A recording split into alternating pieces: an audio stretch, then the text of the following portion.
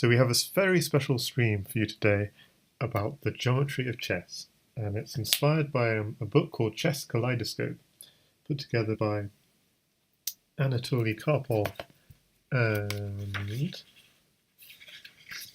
his university friend, is it Yuri Gik? And let's just begin with the story from that. The well-known chess master and composer Grigoriev was involved in an amusing incident in the days of his youth in 1913. Once in a chess club, he was playing a game against an old man. The youth was very agitated since he assumed that he was up against some eminent old player. But things went quite well, and in the end, the following position was reached, if you can believe it. So with the white pawns going up the board. With a trembling hand, the old man took the b-pawn. But then the other pawn rushed forwards. The enemy king hastened after it. Yeah, and we're going to come back to this. a5, a4. King a3, a5, king a4. At this point, White started to doubt. The young man wondered, does the old man know some magical secret, and he is not pursuing the pawn in vain? There was nothing to lose, and the race continued. So let's play it. a6, king a5, a7, king a6. The black king has kept right behind the pawn. Here, with a cry of queen, White made the last move with his pawn, a8 equals queen. The old man's face was covered in grief. Ah, too late, he sighed despairingly. The old man had believed in his good fortune, but the sudden appearance of the queen shattered all his hopes. See what a sad tragedy can result from not knowing the rule of the square.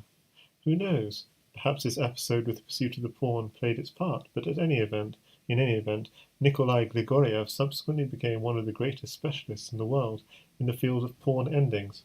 Here's a striking, here's a striking example. To an international competition for studies in France held in 1936, he sent 10 of his pawn studies, and all 10 won prizes. So anyway, I thought that was just a nice example to begin while people were just joining us. And also, actually just to give this picture. So the rule of the square says that if you want to catch a pawn, then with your move you have to enter the square of the pawn. Now, I'd always heard that rule, but what just occurred to me only maybe in the last week is that there's a nice way of seeing if your king has entered the square of the pawn, which is to take the queening square and draw a diagonal. Because sometimes it might be hard to actually visualize that square, but actually just drawing that diagonal from the queening square would be a very easy way of seeing whether your king has indeed entered the square of the pawn. So okay, that was a nice, very easy example to begin with, a kind of slightly comedic example of how you can visualize whether your king is going to catch a pawn in a king and pawn endgame. Okay, so the subject of this stream is going to be on the geometry of chess. And we're going to begin with king and pawn endgames and move to more exciting things, and things even beyond chess specifically, but just using the chessboard. So in this example, White can hold a draw, I believe. The danger is, so the black king can easily stop this white pawn, but the danger is of a breakthrough of these 3 pawns against these 2 pawns. So the white king has to come to the aid of his 2 pawns on the queen side. But the only way he can do it is by making use of this pawn here. Now, there's a very key move here. He can't just push the pawn and then run. That won't work. So just to give an example, in fact, let's say what he should do first. What White should do here is king to g6.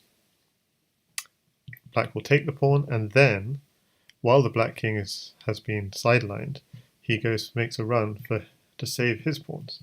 The king comes in, he has to take that, or it will run free, and now he has to just run to try and catch this last pawn. And he can indeed catch that pawn, and black can ensure that it is only a draw. Just worth saying, black has to run in with the king. If black tries to be ambitious and promote that pawn directly, then there's king d3, he captures the pawn, and the white king actually comes back in time to get the opposition. So since we began with whether you're in the square of the pawn, it's also worth mentioning this idea of opposition, which of course everyone will know, but we'll just repeat it. The idea is if you are in front of the pawn, then whichever way the king goes, you take the outside, and wherever the king goes, the moment it comes in front, you just take the opposition and then take the outside, and there's nothing the king can do, the opponent can do. You're going to be promoting this pawn. So that's why the opposition is so important. So it's your king facing off directly against your opponent king. So I thought that was a really nice example. If black went straight away with this c4 idea, by the way, takes, you could actually start running with your own queen, and that would also be a draw. So that's also a drawing idea. Okay, but now suppose in this initial position you went here and you did not play king to g6, and instead you went immediately king f6. This turns out to be a terrible mistake for a very beautiful reason, and it's a very geometric reason. Hi there, Chuck Moulton, and hi there, Abos. It's an insane stream time, but this is a very special stream. So I'm glad you're with us. So f5 takes, king comes in, but now look at this move. f3, this pawn cannot be caught by the king, so it has to be taken. But now look, can the king enter the square of the pawn? He can. You just draw the diagonal. So in order to check, you draw the diagonal from the queening square out to where the pawn, to the row in which the pawn lies. The king can indeed enter the queening square, and yet he cannot catch this pawn because he has to go round his own pawn, and that's going to mean he takes an extra move, or he has to move his pawn out the way.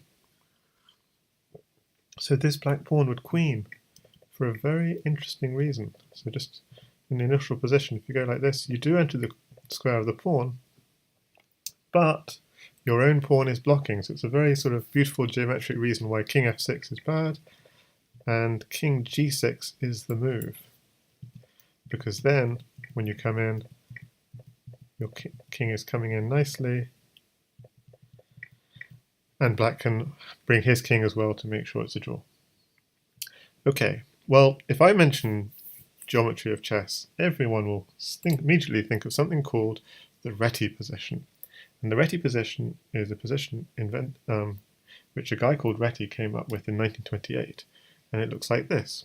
So we are white, our king is stranded in the corner, and it looks as if black is going to promote. We could potentially promote our pawn, but black can easily stop our pawn.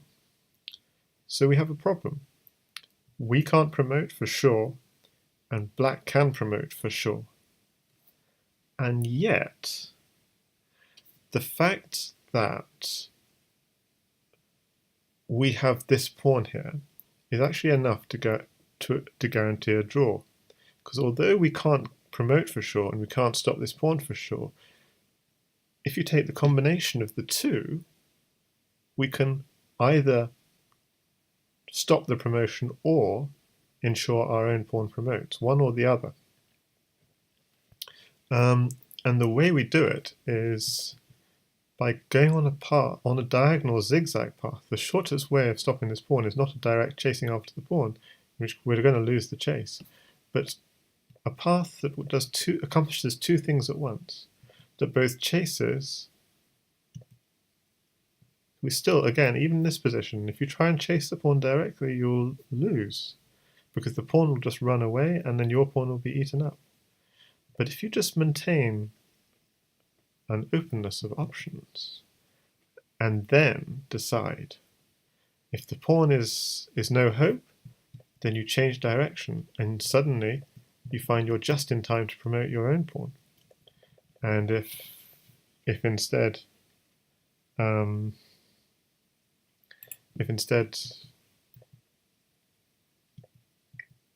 black takes your pawn, then because you've taken this diagonal route, he's wasted a tempo taking your pawn, and that just gives you that move you need to chase down black's pawn.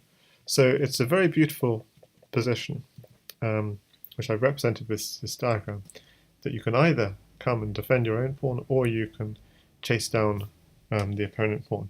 So it's a really beautiful position. It's called the Reti position. And Reti, in the same year as he constructed his position, made what he thought was maybe an even more striking example of it. It's exactly the same position, but where black has got 3 pawns and white only has 1 pawn. And for exactly the same reasons, this white's 1 pawn can actually promote. But there's only one drawing move for white, and it's king to g6.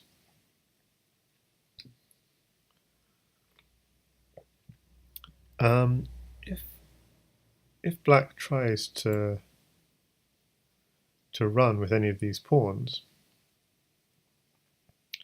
then we have to take. And suppose he tries to run and defend. So actually, let's just check this through. Suppose he does this, defending this pawn. So then we have the classic setup of having protected passes which are impossible for a king to stop. But king takes g6. If that pawn is running though, then this king will. So again, we go on a kind of diagonal path, and black has a choice: do I take this pawn or do I run this one? Well, if he takes this pawn, I capture this pawn, this black pawn. So he has to keep on running, but then I can come back and save my pawn. So it's really curious. So if indeed the black pawn immediately comes looking for my pawn, I take this one. He's got now 2 passes, but I can take this one and do exactly the same thing. It's very important, maintaining this potential of coming back to support this pawn, and the moment he takes this, coming back and eating this one. And if black pushes the other pawn, exactly the same thing happens. Oh, that's not the same thing. If black pushes this pawn, you do exactly the same thing of keeping your potential open and then pushing your own pawn. And you'll be queening with check, so you'll definitely be able to pick up the last pawn. So you're not even going to be a pawn down in the final ending. So just to replay from the beginning, this is in fact a draw for white with the brilliant move king g6, takes the pawn, and then keeps your options open and chases the last pawn. So that is the Reti position, and I can share with you the study we're working from if you're interested. So maybe I'll put it with the YouTube when I post it on YouTube. Yeah, thanks. The ice is fascinating. I'm glad you're enjoying. This is a very cool stream, and not something I've done before exactly, but hopefully we'll do more stuff like this in future. Usually I stream Crazy House, and you can see some of my other stuff. I'll just post on my YouTube commentary of Crazy House. So this is another example of a Reti position. Now let's have a look. Which way is everything going? The black pawn is going this way, and the white pawn is going this way. And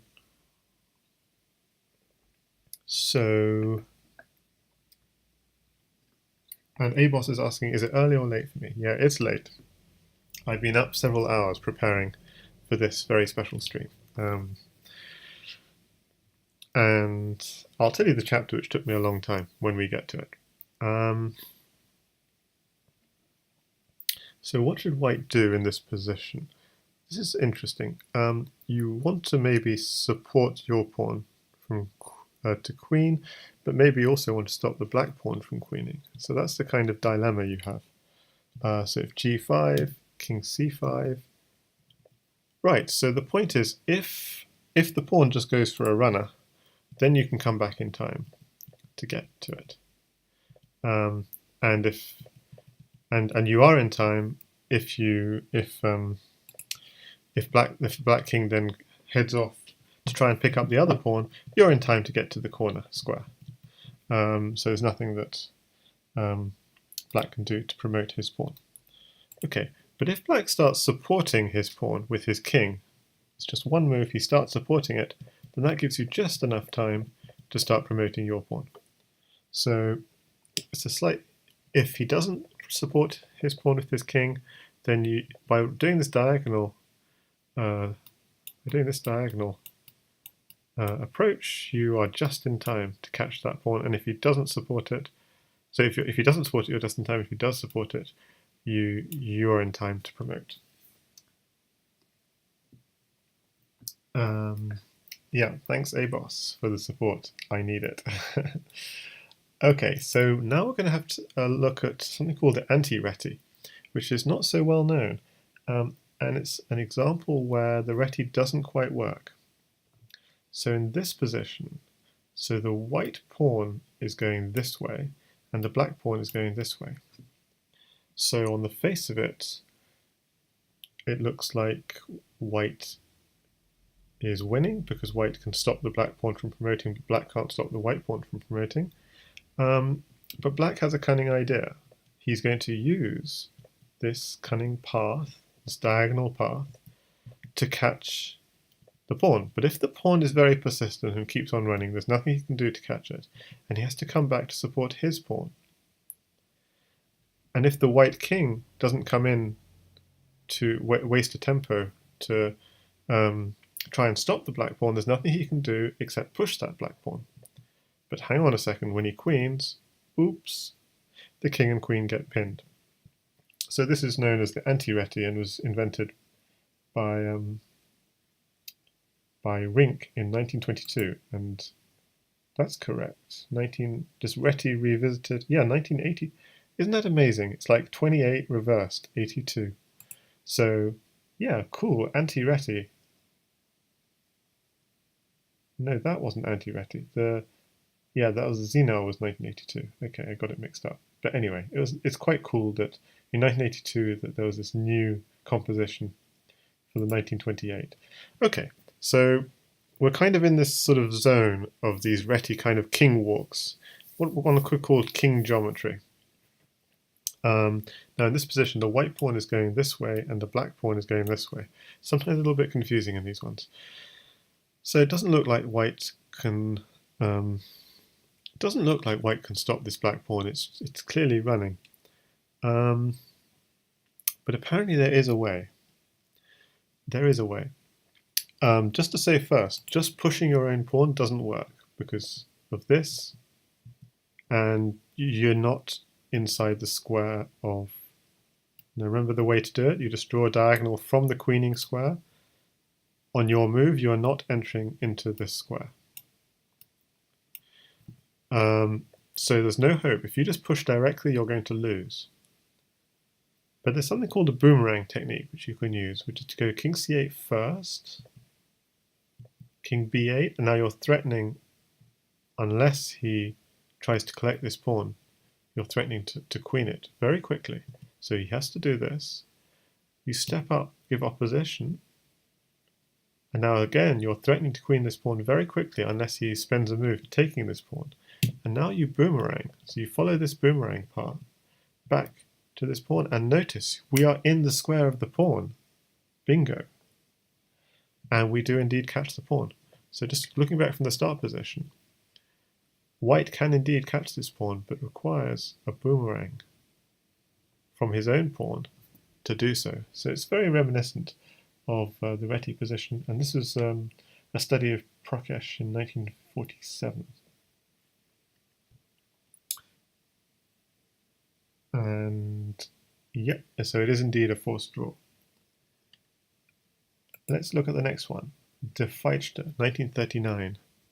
I should turn the engine off, because even though maybe. So again, what's happening here? The white pawn is going up the board, and the black pawn is going down the board here. No, is that right? Yes. So on the face of it, the black king has got no problem catching the white pawn, and how can the white king possibly catch the black pawn? So on the face of it, this is trouble. And if the white pawn just makes a run for it on its own, it doesn't work, because the king steps one step towards it, and if it steps further, the king goes further towards it. And so if the white king kind of steps towards, the black king is kind of shouldering the white king a little. And, well, is it shouldering? At this step, the white king can't move closer. So he has to move the pawn. Well, he could move closer, but this pawn is just running. And the moment he moves this pawn, the king is coming in. So there's like, we're just one tempo down from catching it. But this is sort of similar to the boomerang idea we can use here too, which is to go king here first. And that means we're going to use this king to potentially help our pawn promote. So when the black pawn advances, we just move just one step closer. So if black still persists in advancing, then we can just advance, and we're just in time. But if black tries to stop our pawn from advancing, then we go again, and we go again, because if we just push, then the king will come in and take our pawn. So we go again, and now, in order to stop our pawn promoting, because now all the queening squares are covered, so just going back to start position, we're trying to support our pawn, and if black doesn't stop us, we will queen it, and if he does, all the queening squares are covered, so black has only got one move to stop our pawn. And again, in this position, if we were to just try and run like this, we're not catching this pawn, because queen here, pawn here. No hope. But there's a very brilliant thing we can do, which is just step one forwards, and then we are inside the square of the pawn. And indeed we catch it. So just a very nice little study of the sort of the geometry of these king paths. Now these last few last couple of examples, came from John Spielman's Understanding Chess Endgames. So that's where these came from, and including the next,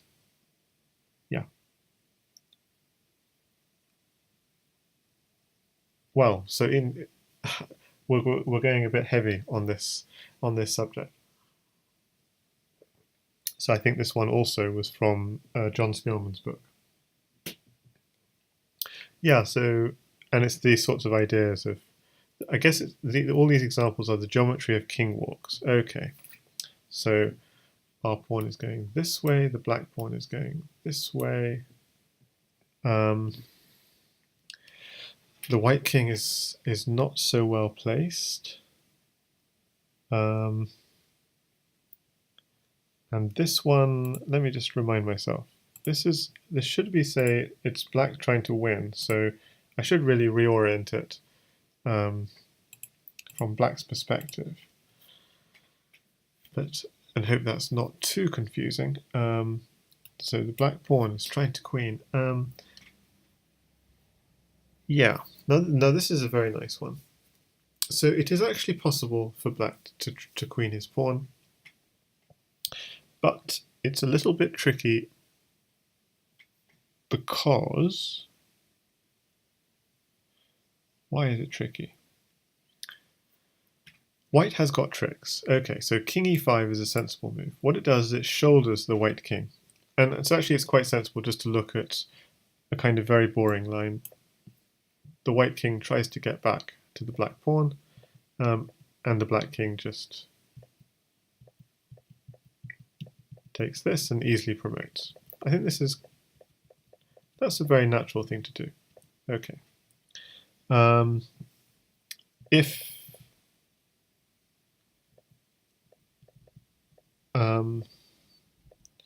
Yeah, so actually very interesting. The moment the two kings are facing off in this way, you push. Because if you were to just run straight away, actually then black doesn't have time to win. White actually catches the pawn. So that's going to be the lesson. So going from the starting position, king e5. King e5 is a good move. If king f3, king d4, king e2, king c3, the moment the white king takes up a position like this, where the two kings are facing off, then black can take advantage of the fact the white king can't advance either underneath or above on any route round to try and get round to the black pawn. So that's the move to advance. So white then has to waste a move, either going above or below, and then black is winning. If he goes the other way, the same thing happens. If, on the other hand, he just went straight for this pawn, then white is just in time to catch this pawn. So I think that's the point of this one. So king g5, the moment the kings are facing off, are in opposition, waiting move. And then you come in. And yeah, that's a nice combination of these paths with the idea of opposition, which we are going to go a little bit deeper into after this one. Just a couple of small examples. So now in this puzzle, it's white to move. The white pawn is going this way, the black pawn is going this way. And again, white can indeed win, so we're not looking for a draw this time. We're looking for a win. But black has tricks. So actually there are two moves that work. Both king f7 and king f6 are good. If you go king f7, this is good. And then we can come in. Important to say, king c4, king c5. King c5 is the right move.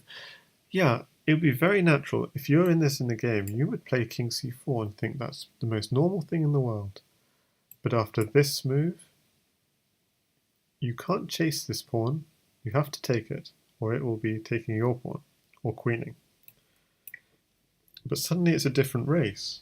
It's a race for the black king to get to a8. And the white king is very badly placed to stop it. And in fact, it can't stop it. It can go to a7, but then the white king is stuck on the a file, and the a pawn can't queen because the king will be blocking it to his own pawn. Let's go king here, push. If the king comes out, the king can get into the a pawns, and if the king stops the king getting into the a pawn, it's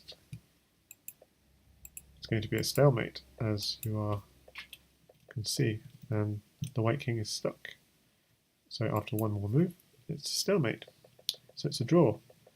So actually the critical move here is king c5, so that should it come to this, and the king tries to make a beeline for a8, your king is right there to oppose it.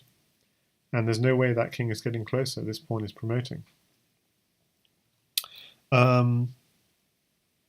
So this is a really curious. So king f6 also works. The point is, after king g8, the key move is you do this, just holding up that black king who has to just hang around for another move. And then you go for a run, king d6. King c5, notice, for the same reason, king c6 is a very bad move. Why is it a very bad move? Because king e6, king b5, then push. Yeah. It's not the immediate a3. Does the immediate a3 work? Let's just check. No. So if king c6, does a3 work immediately? I was just wondering. No, it doesn't. a3 wouldn't work because this king would be facing off against this one, but black has a really good resource in this position. It's facing off against that white king. When it moves out the way, suddenly they're not in opposition, and he can now sacrifice this pawn, and the black king can get in and stop the white pawn from promoting. So you've probably had enough of these king and pawn endgames, but they're just a couple more, well, quite a few more little things. Yeah, glad you're still watching keenly, Abos and everyone else. Okay, something very simple, but something very important is called cross opposition. We all know that if you have a pawn, we saw earlier on in this video, you want to get your king in front of the pawn. But how to do that? And if you ever face this position, it would be very natural just to push your king up, and go in front of the pawn. But actually, let's just have a look what would happen if you did that. King f2, king g6. Oops. Black actually stops you from getting there. So instead, there is a way of getting there, but it's very cunning. You have to take the outside route. And then, although the king gets opposition, you can step up. You've got something called the cross opposition. There's one square in between you, and it's a diagonal opposition. You step up, and the pawn prevents him. Well, he has to step back in some way, and then you take opposition. If he steps back like this, you go again like this. If he ever goes like so, although he has that opposition, it's no good, and the pawn is queening. So that's something called the cross opposition. And sometimes something else which is useful is something called the distant opposition.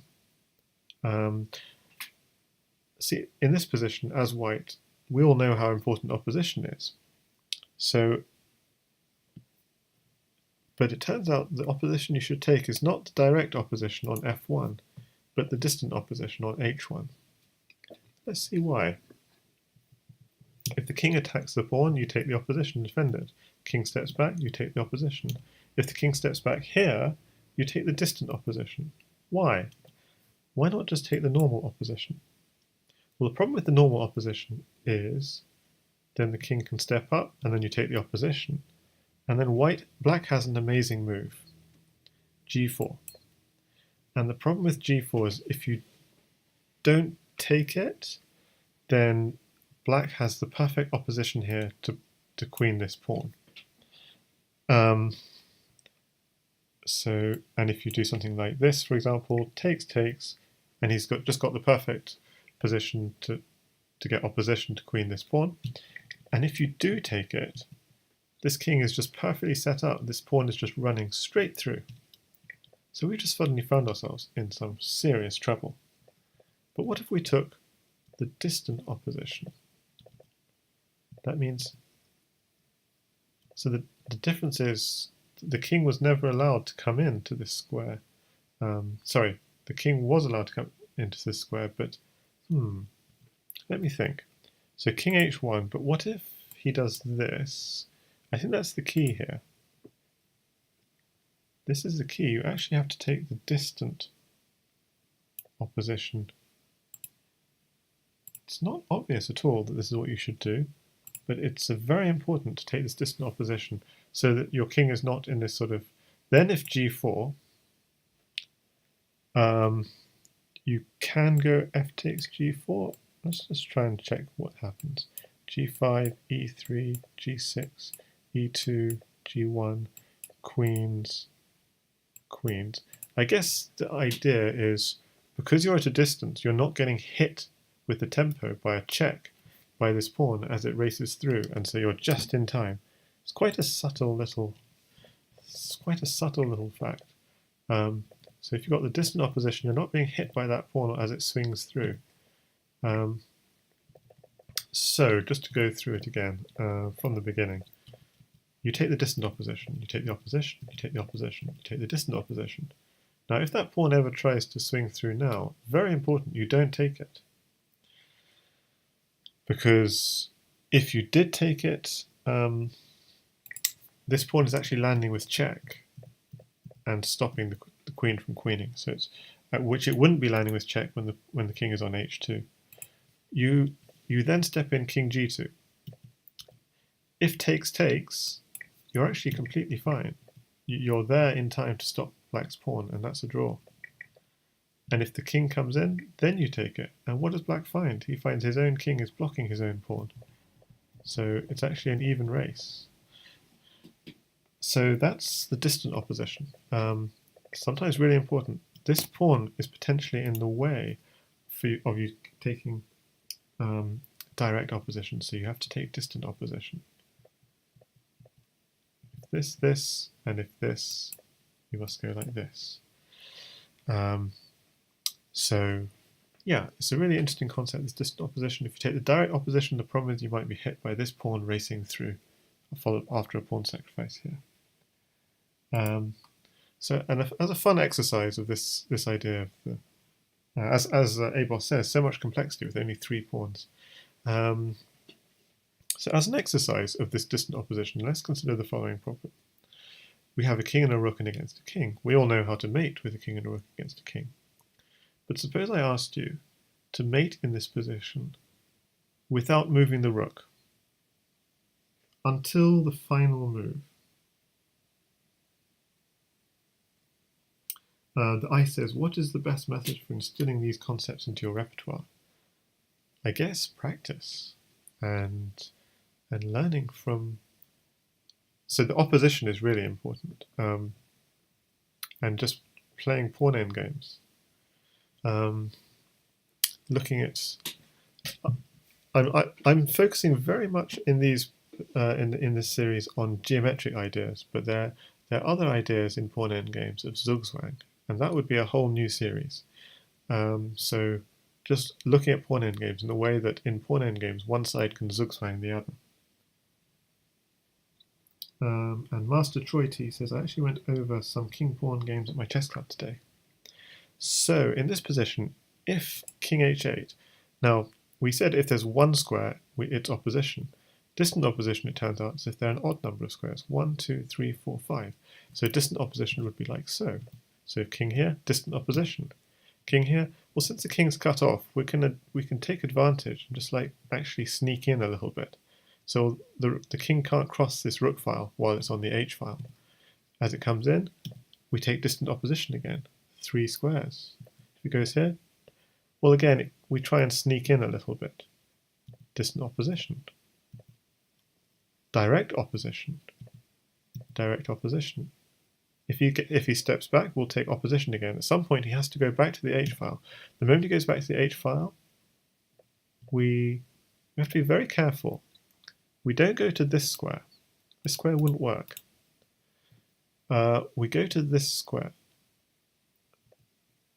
f6, and the reason is because if he goes h6, we have mate in 1, the final delivery of mate with the rook. But if he steps back, say goes to king to g8, then we take opposition here and checkmate. And if he goes to h8, again, we have got to be very careful. We actually go to f7, and that forces h7, and then checkmate. So, yeah, it's actually a little bit subtle, but distant opposition is a lovely example of distant opposition. You want to do this because you want him to be in opposition, and then you want to play the mate. So you don't want to play the opposition directly in this situation. So it's just a nice, pretty example. You go to f6. The moment he's on h7, you go to f6. If in this position he were to step back, steps here, and this we have mate. So this would be very easy. And if he steps here, again we can just do this, and checkmate. So it's just a fun little exercise, or using opposition. Okay, now we're going to be going on to an idea of corresponding squares and triangulation. So in the next couple of studies. So in this position, we're a pawn up. Usually if you're a pawn up in a king and pawn endgame, you've got a really good chance of winning it. But the problem is, if I go here, the king is stepping back, and if I go here, the king is staying here, and if I go forwards again, the king is again blocking me from coming in. So whenever I step forwards, the king is coming in and blocking me. How to resolve this problem? And the answer is something called triangulation. We're going to just waste a move back here. Let's do this. We go here, he has to step back, he's got nowhere else to go. We're going to draw a triangle. Just remember this is the initial position. We're going to go, it's not exactly how I drew it. We're going to go like this, this, and this. We're going to walk in a triangle. So we go walk in a triangle, walk in a triangle. He's waiting for us to come in. If I go here, he's going to go here. And if I go into the green square, he needs to meet me in the green square to stop me invading. If I go to the blue square, he'll go to the blue square, and if I ever step up, he'll then oppose me.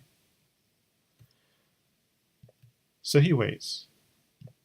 But I come in on the blue square, and the blue square is where he was going to come in if I went on the blue square. So now he's got a dilemma. Does he go to the green square immediately? But then I oppose him, and I come in.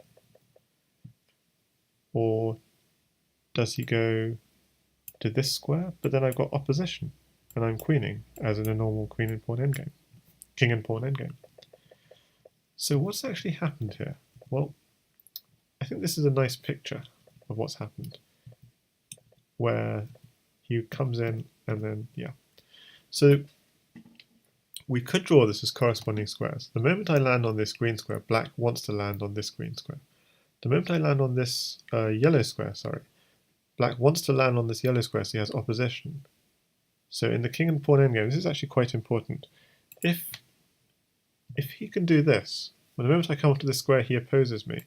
I push. Pushing would be a dreadful mistake, because he goes here, and now white just can't avoid the draw. This is a stalemate. If the king moves away, the king takes the pawn, and the king will be mopping up this pawn as well. So it will be at best a draw. The white king will have to quickly scurry back to try and guard this square. So just looking at this position, the moment the white king lands on the yellow square, the black king will land on the yellow square. The moment the white king lands on the green square, the black king will land on the green square. Which means the moment the black king lands on the blue square, it wants to land on the blue square. So what have we done? What we do is we waste a couple of moves on these two yellow squares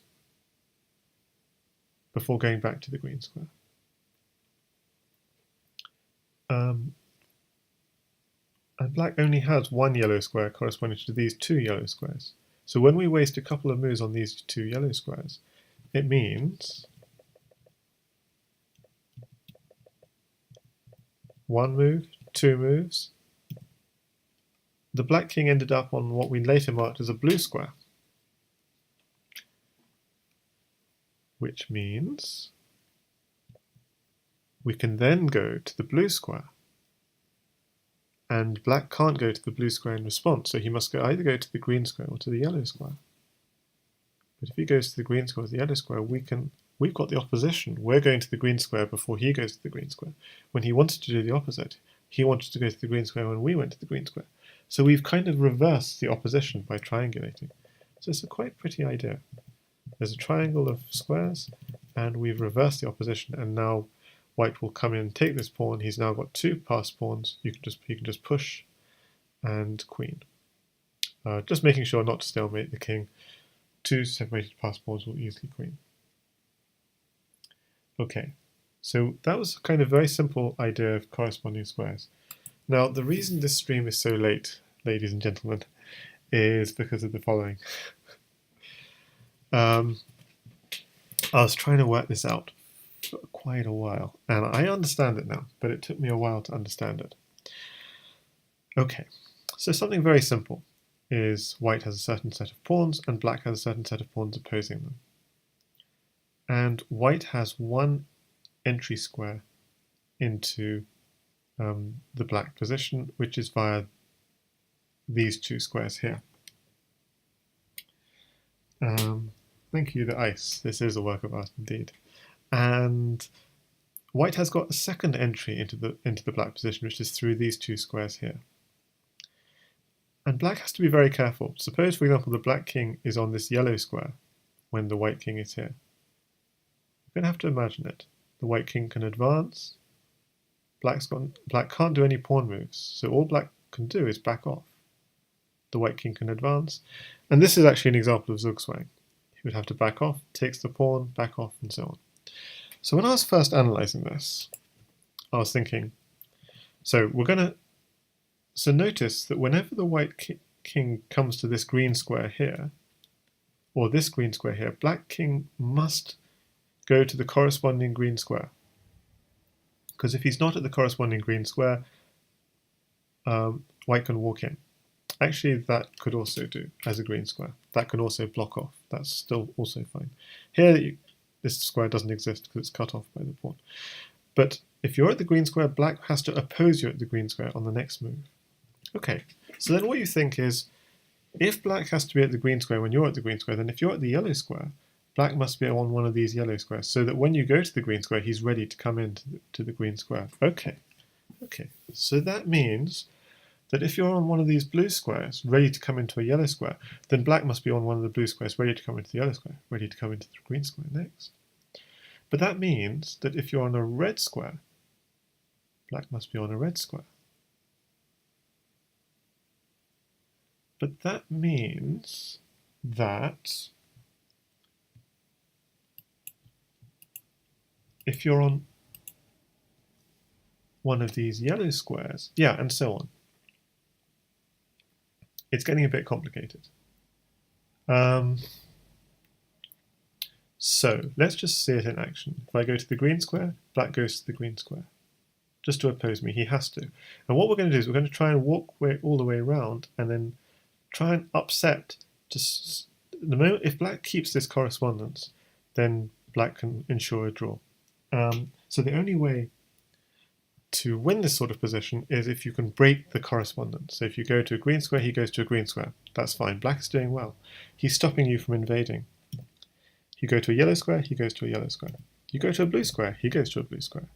You go to a red square, he goes to a red square. You go to a yellow square, he goes to a yellow square. Now, it's this position that took me so long. I thought if he went to a yellow square, we could then go on king a5, king b8, king b4, king a7. Well, the point is, this is what I thought you could do. I thought maybe we could do this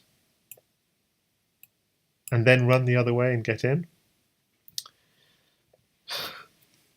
So it turns out we can run the other way and get in, but I hadn't taken into account something else, which is that black could get quite uppity and start chasing me back. And suddenly, in this position, it's black who's in danger of taking off these pawns and promoting this black pawn. In fact, the best move for white in this position is king to d2 to maintain some kind of opposition. It's not exact opposition because we don't need exact opposition because this pawn covers the opposition square, but we have to maintain some kind of control to stop black getting in. But if we do what I was originally thinking, and we just say, okay, we now invade. Oops. Yeah, good luck with that invasion, because the black pawn, and this is the key, it's promoting at the same time, but black can play this check. Takes, takes.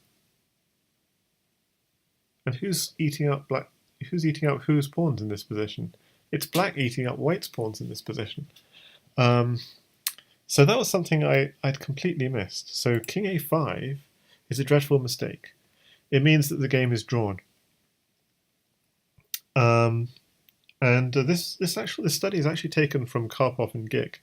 And Karpov and Gick didn't really appreciate the complexity of this because they just thought you come to this square, he only has one of these yellow squares, you've got so many of these yellow squares, so you can just invade through one side or the other side. But they hadn't recognized that actually you can't just do that because black can, if you just start trying to threaten to invade with, say, king a5, black can end up invading you. And wow, if you allow this, the tables are turned and it's black who's actually winning. So yeah, that is in itself a work of art. So how do you win? And I spent a long time trying to work out, well, how do you win then? Okay, so going back to the beginning again. Green, he goes to green. You go to a yellow, he goes to a yellow. You go to a blue, he goes to a blue. You go to a red, he goes to a red. This doesn't quite work. He goes to a yellow, you go to a yellow. Okay, so the proof, what actually works, you go to a red, he goes to a red. You go to a blue, he goes to a blue. So the trick is, you go to a blue, he goes to a blue, you go to a different blue. And the reason this is so good is he now has to go to a further away blue. It's far away from these squares here. We now go to a red, he can go to a red, but it's not a red from which he can get into here. You go to a yellow, but he can't reach this yellow in time. He's still a bit far away. We go to our green, and he can't reach the green. He's here. We're invading. He has to back off. White wins. Hi there, Antic. I don't know if you just joined or you just saw this last chapter, but that was definitely the most complex. Starting from this position,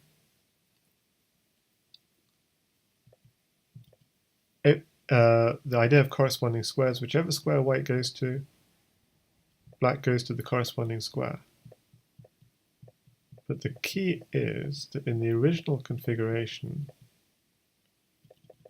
white can hang around on the blue squares for 2 squares, but that means the black king is too far away from getting to the yellow square. So just going back to the initial configuration, just to see what actually happened. White has to hang around on these blue squares, knowing that blue squares are only 2 away from yellow squares. But there's only one blue square that's 2 away from the yellow square. Sorry, yeah, you missed the explanation. But the idea is, if white goes to a green square, black has to oppose on the green square to stop white invading. If white gets to this green square, he must go to one of these green squares. Which means that the moment white gets to one of these yellow squares threatening to go to a green square, black must be on one of these yellow squares threatening to go to a green square. Which means the moment white is on one of these blue squares threatening to go to a yellow, threatening to go to a blue, so it's 2 away from the green, black must be on one of these blue squares which are 2 away from this green to be able to get opposition. Which means that if white is on one of these red squares which are 3 away, black has to be on one of these red squares which are 3 away. And now here's the trick, which means that also here, in order to be on the green, white has to be on green, means if you're on the yellow, that should be yellow as well. If you're on one of these yellow squares,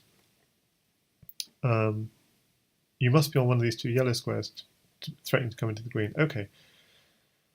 So the trick is, white can win this game by hanging around on these 2 blue squares, which are 2 away from the yellows. But in doing so, black only one of these 2 blue squares is too far from this yellow square, so he can't get to here in distance 2. He'll take 3 goes to get it, and so this is the sequence.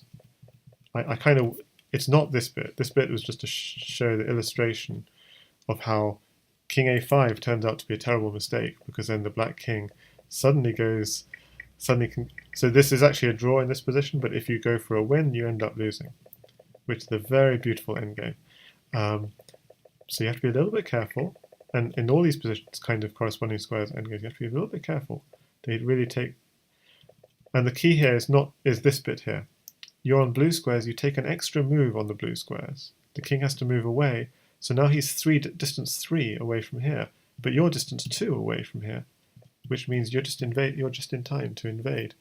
And once you're in time to invade, that means you're winning the endgame. So this chapter, as I said earlier, was the reason why this stream is so late tonight.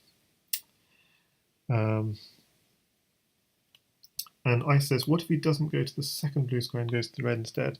Yeah, I did say this. If instead he goes to the red, then you're in time to invade here. So yeah, really nice.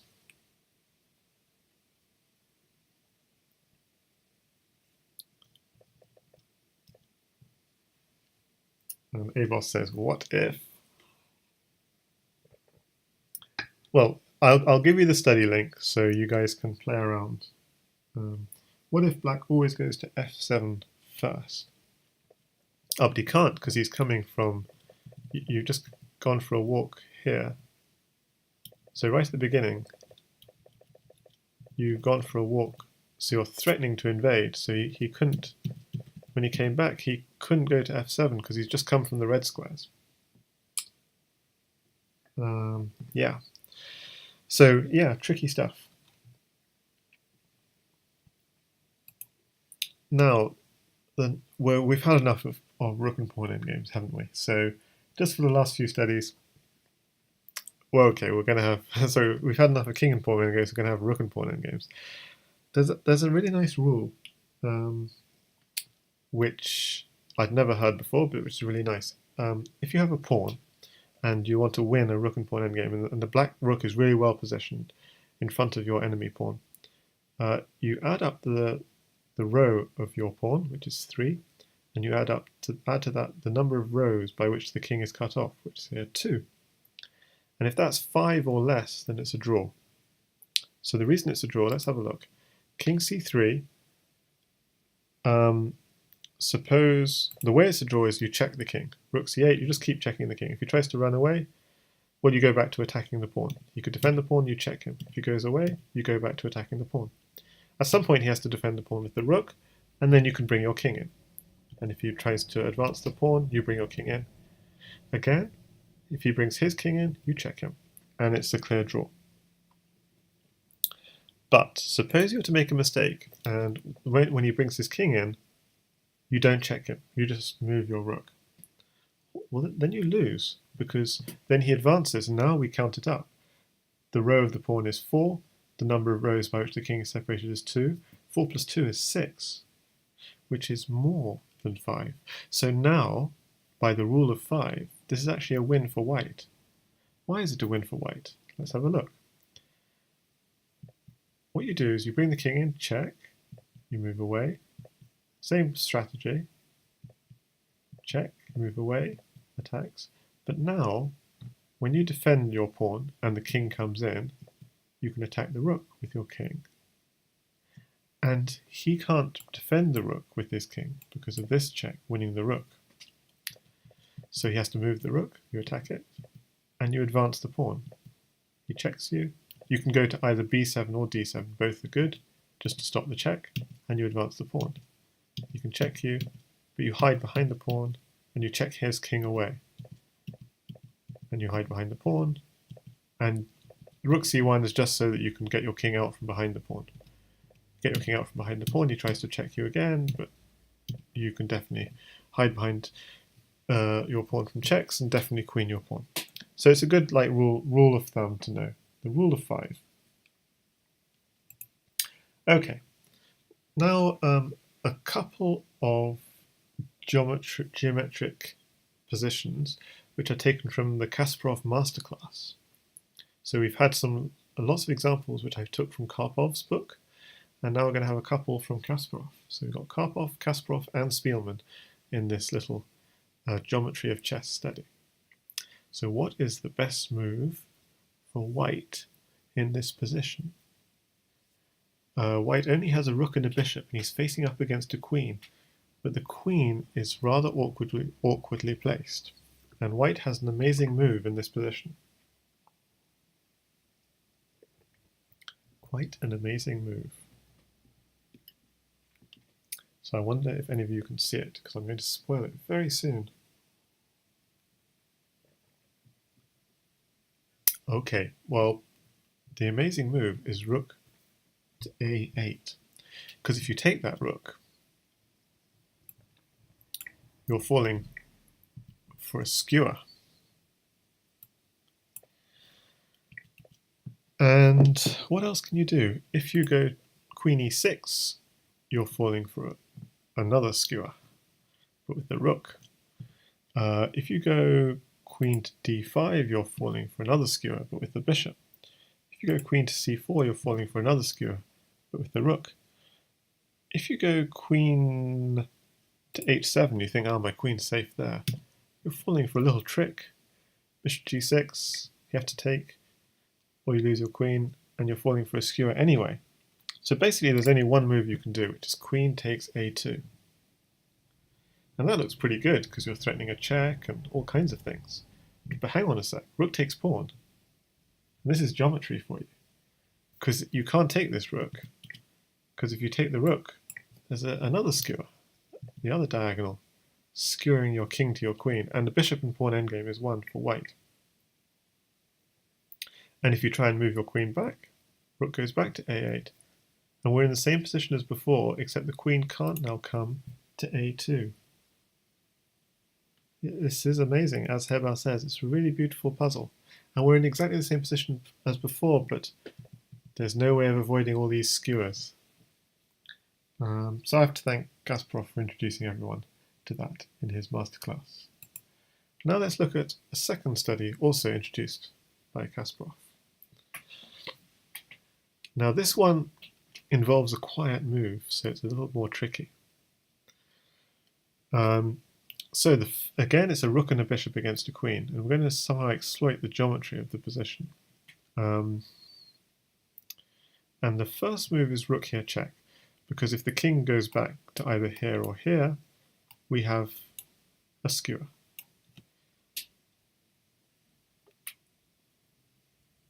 So the king has to step forwards. But if the king steps forwards to here, he's getting mated. That's not good. Fortunately for black, okay, he has two moves. b5, but you can just take that. Because, yeah, this is really nice. If queen takes rook, you have this fork of king and queen, and whichever way he takes it, you have a skewer, and the bishop ending, sorry, the pawn ending is 1 because you have this passed pawn. So even when you lose your bishop, you're going to win the endgame. So you sacrifice your rook and bishop, but you manage to get the queen. So rook here check. He could block, but you just he can't take back. So whether he blocks or not, he'll eventually have to move his king to e4. So back to the start position. He could go straight to e4 directly, but it's the same as if he blocks and then goes to e4. In terms of the pawn endgame, it would be the same. And now there's a quiet move that white can play, which is very beautiful, and which threatens mate in 1. I'm going to just pause for 30 seconds, because I think this is worth a pause. It's quite an amazing move.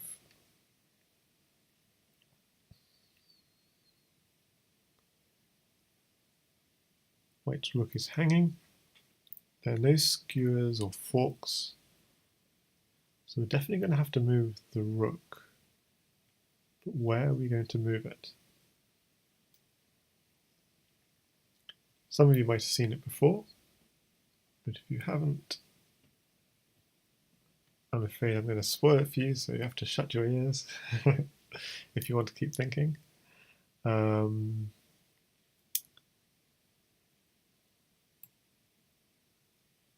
maybe come back to the stream in 2 minutes if you want to keep thinking.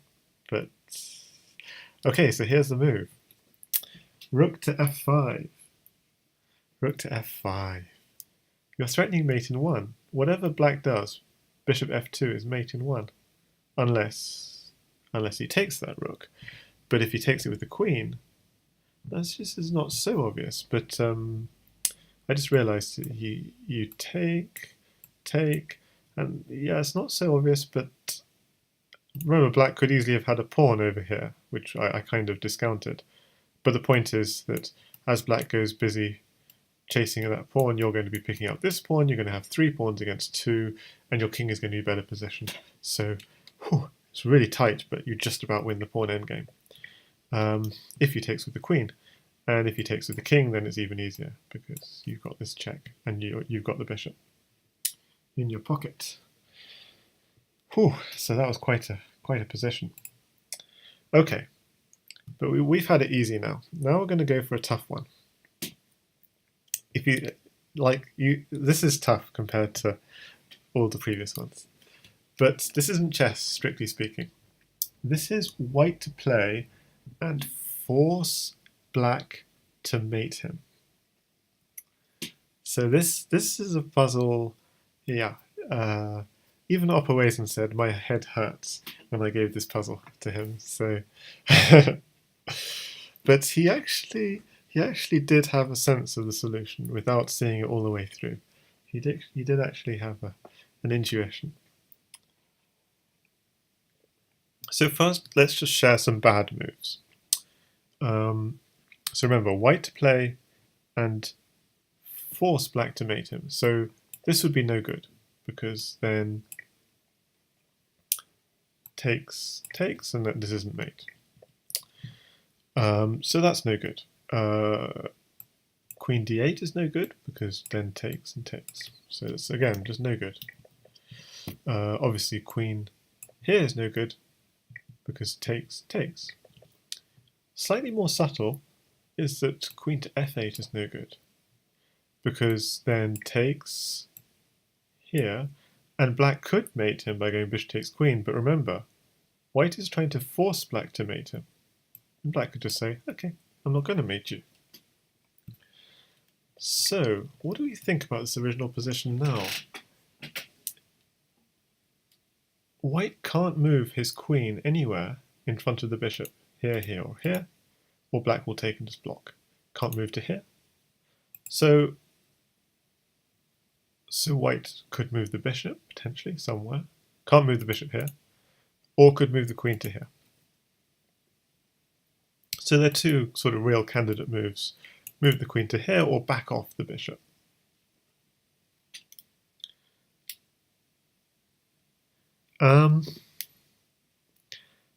Backing off the bishop makes a lot of sense.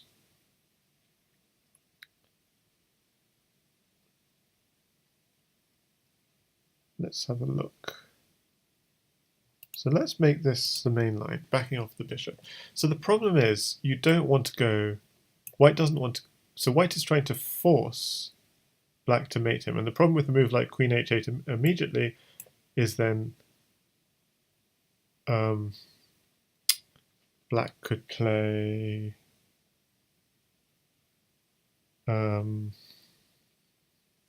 bishop to c6. Yeah. And what does white play here? Yeah, so we haven't really, yeah. This will be a little bit clearer in a second. So let's go bishop g2. Okay. So the reason we're going bishop g2 is that this gives our freedom for our queen to move around a bit. Because remember, when the bishop was here, if the queen ever came behind the bishop, bishop takes bishop, queen could block, and then black didn't have to take that queen. So we're going to do bishop g2. Let me just show you a potential way that this could work. Okay. Bishop d5. Okay, so I'm going to show you a way in which white could force black to mate him. Suppose black did a move like bishop to d5. Okay. That's a little bit tricky, but let's just try and focus. What you do is white could go to d8. And I claim, now why is this working? Okay. So in this position, there's a distance 3 between the bishops. And what white can do is he can maintain this distance 3. If ever black made the mistake of going all the way up to the white bishop, then you have this very nice move, queen h8. The bishop can't come off this diagonal.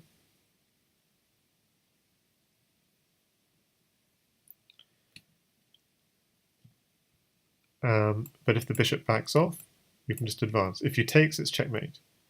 He has to back off. And the beauty of h8 is it's not covering any of these squares. Back off, takes, back off, bishop c6. And he's forced to take, and it's checkmate. So this is the key kind of idea, that if ever the black if ever the black,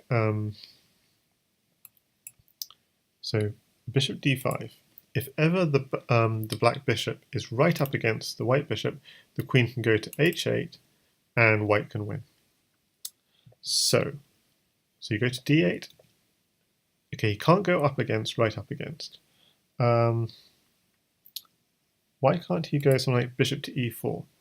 Because you can go bishop to f3, bishop to d5, bishop to e4, bishop to c6.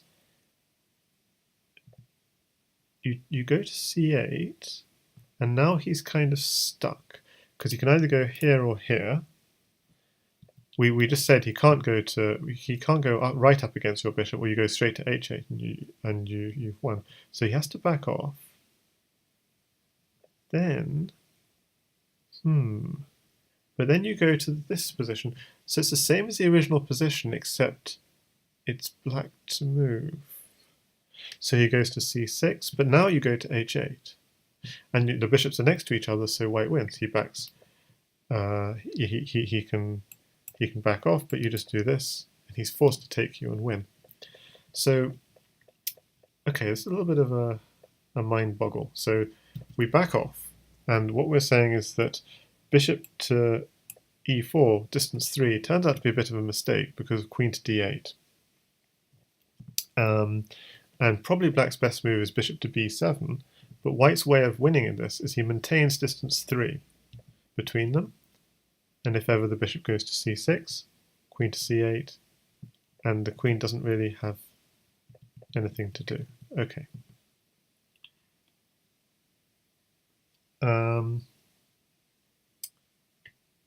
So Antic says you'll be back later. Cool. See you. Yeah, it'll be up on YouTube. I should just post the link to YouTube if you guys need to go to sleep.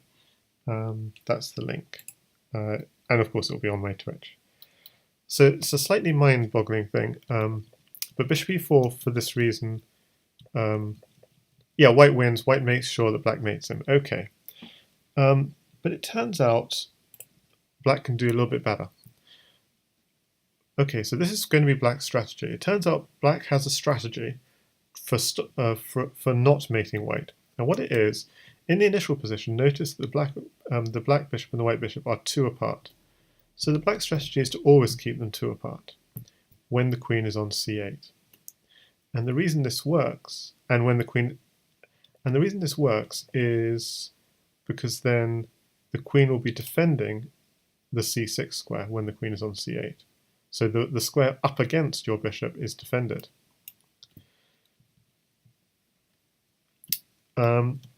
Now, let's go back to the original. So, black will do this. If the queen ever goes to d8, then here's black's strategy.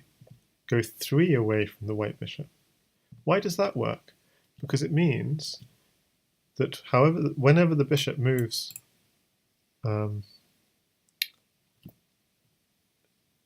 whenever this bishop moves, we just back off 3 away. Back off 3 away. And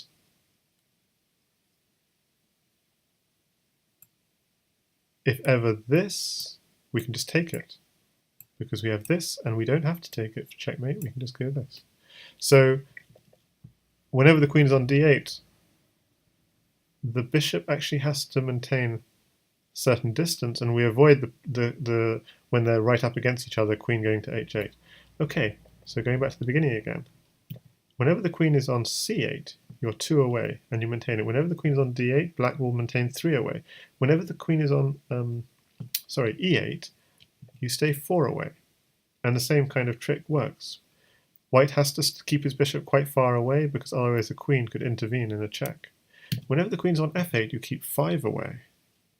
And whenever the queen goes to h8, this is very important, you go right up against the bishop. Because the queen on h8 is dangerous. It's not covering any of these squares.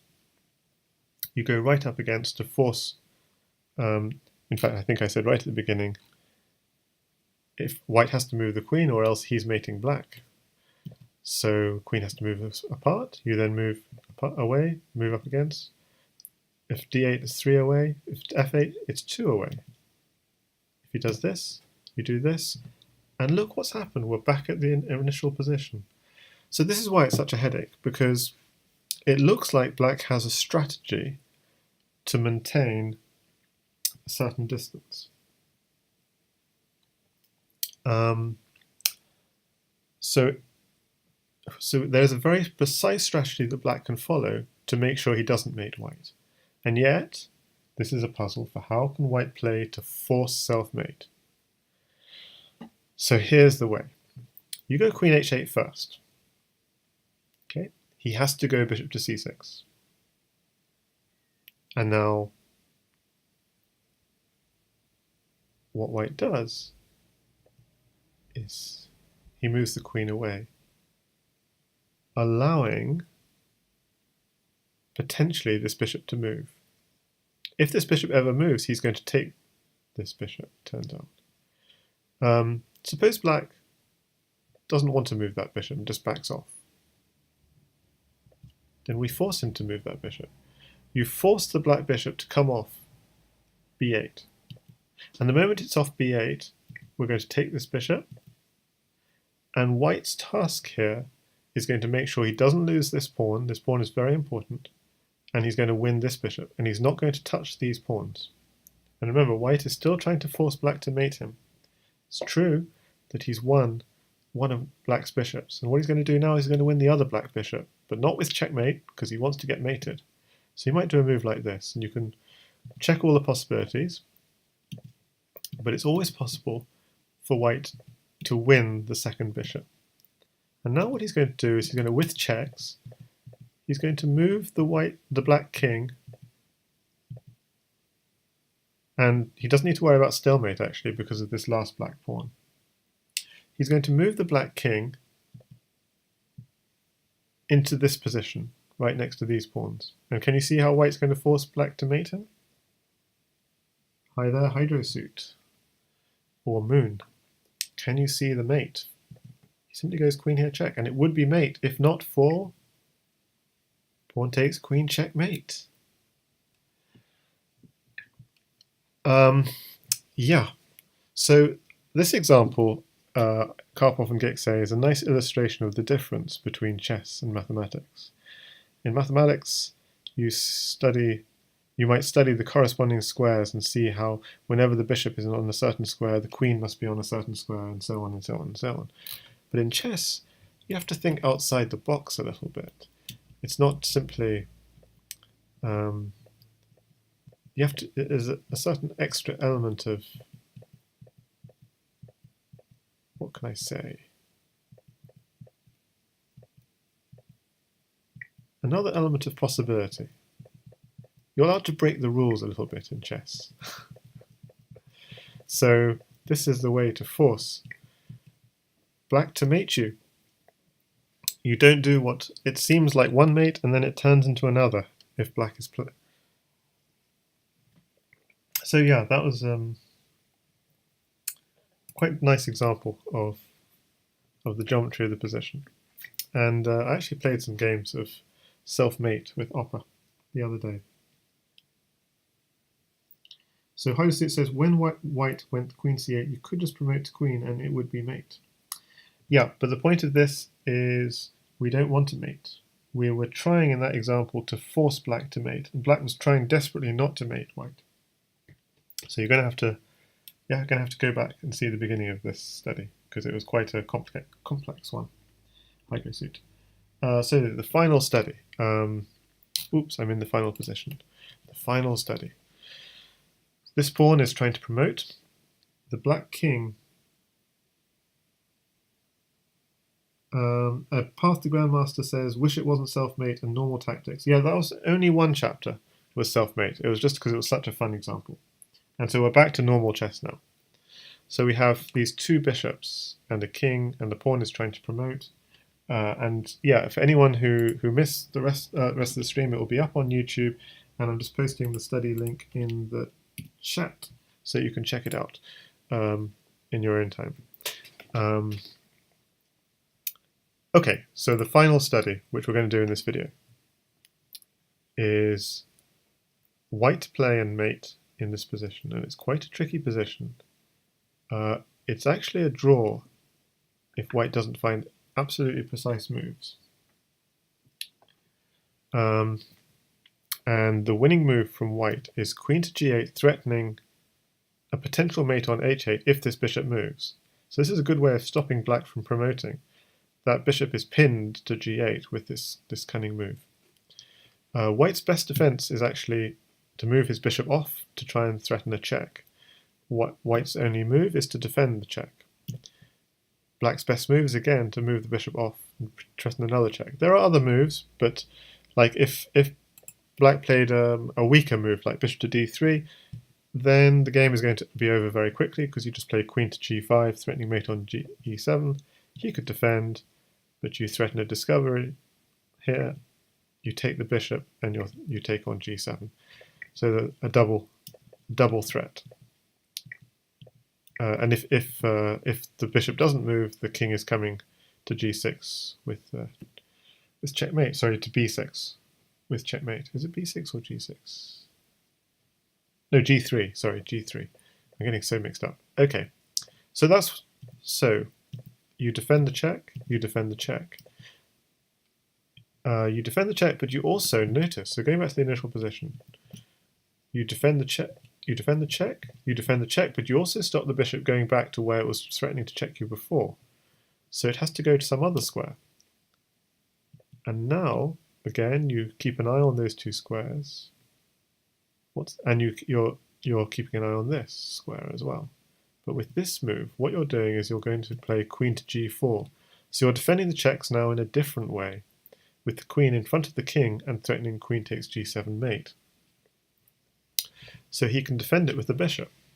But now you go queen here and you're defending the check as well. And if the bishop moves off this diagonal, your queen is going to come into this diagonal and threaten takes g7 mate. So he has to stay on the diagonal. But then what do? You move the king to one side, threatening queen h5, checkmate. He covers that square. Then you move to a1, threatening another checkmate. And actually, because that's a dark square, there's no way of him covering it. And there's no way of him moving this bishop because it's pinned. So that all you can do is block it. And what do you do now? Just a waiting move. Waiting for that bishop to move out of the way. And now you check, and you take, and you take. So it was a beautiful mate in 12 using the power of the queen. To cover all these squares and to use its pins, and I think it was quite a pretty example. And that example is also from a book called Kaleidoscope by Steinhauser, and it was pinched by Karpov and Gick to put in their book called Chess Kaleidoscope. And Hydrosuit says, we need a celebration of my 100 subs on YouTube. That would be nice. We need a celebration sometime indeed. And yeah, thank you everyone on YouTube for who subscribed to my channel, because I was pushing for 100 subs for quite a long time. Because I have over a week, I think, of Crazy House videos on my YouTube. It's mainly Crazy House, a little bit of chess, but mainly Crazy House. But I just had to share this very nice little stream of the geometry of chess, and hope you enjoy it. If you want another stream like this related to Crazy House, do check out the video, and it was a little bit while back now, called Crazy House Openings and Weaknesses. It was a very pretty video looking through 20 games, going from the very simple to the rather complex, of how to attack weak squares in the opening in Crazy House. That's the video I recommend everyone to watch, because after I made it, I jumped like 100 points in Crazy House, and it was a really beautiful video as well, even if you don't play Crazy House. So that's what I recommend. When's the next Bug House stream, says Ahead OTG. That is a good question, because normally I do it every fortnight on Fridays, but this coming fortnight Friday, unfortunately I can't. So maybe this Friday is possible, because a fortnight Friday I can't, but I'm not sure. Because actually, interesting news, I'm playing John Spielman in a simultaneous Saturday morning. So I'm not sure, I can't go too late this Friday, but maybe I could play this Friday. So that's exciting stuff. Okay, so I hope you've enjoyed this little stream of the geometry of chess. We've gone from the square of squaring, looking at the square of the pawn to see if you can chase a pawn down, the Reti position, and the way the king does these sort of boomerang runs and split runs to try and catch pawns. And we've looked at opposition and cross opposition and distant opposition and triangulation, and we had a look at a couple of silly little games like mating with only moving the rook once and trying to force self-mate. And we saw also corresponding squares and triangulation. That was the one that took me, why the stream took so long to prepare tonight, because that the corresponding square one, I'll just leave it on this. That took a long time to work out why certain squares corresponded to each other, but I think I finally figured it out. The point is that you can get from this red to this. Why are they not yellow anymore? You can get from these blue to these yellow in only two, but you can only get from one of these blue to that yellow in 2 jumps. So that was the key to that one. So white's way of winning is to hang around on the blues a couple of moves until the black king is too far away, and then he can invade. Or if he's not on a blue, say on a red, then he can invade through this way. The rule of 5, a way of telling if a rook and pawn endgame is a draw. A couple of very beautiful examples shared by Kasparov in his masterclass. A lot of these other ones were from either Spielman or from a book by Karpov. And finally, a study by Berger, which was in a book by the Polish Steinhauser, who was a publicizer of mathematics and chess and other things. Okay. Good night, everyone, and thanks for watching. Good night, ABOS. Good night, Hydrosuit, and everyone else. I hope you enjoyed the stream.